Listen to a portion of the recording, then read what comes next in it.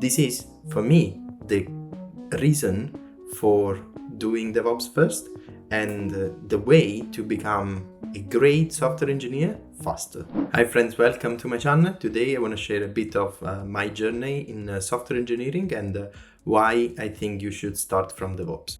DevOps is challenging. There are many technologies that you have to learn. The stack is almost infinite because every company has a different stack and you have to learn different things, and even if you know the technology, the way it is used may differ. DevOps is not easy and is not easy to start with, right? But why I think you should start in that way? Because when I started as a Java developer, and as a Java developer, originally I thought that my entire world was Java. So I learned diligently the ecosystem in Java, so how to build, how to do pretty much everything with Java. And then with time, I realized, okay, is that it? And how do you become a senior? And then I started to see that seniors were going above and beyond, were fixing the pipelines and doing Bash and knowing Linux and knowing many things.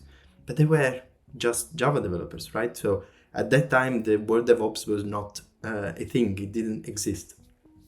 But that pushed me. So if I want to be a great engineer, so I was looking at these guys as examples, and then I said, if I want to be a great engineer, I need to learn all these things. So I started changing my mindset, and then I started learning additional tools, and then I changed company, and then I realized they were using different tools. And then it was a bit frustrating, but this also gave me the right mindset. And I think this is what you can achieve when you start with something hard like DevOps.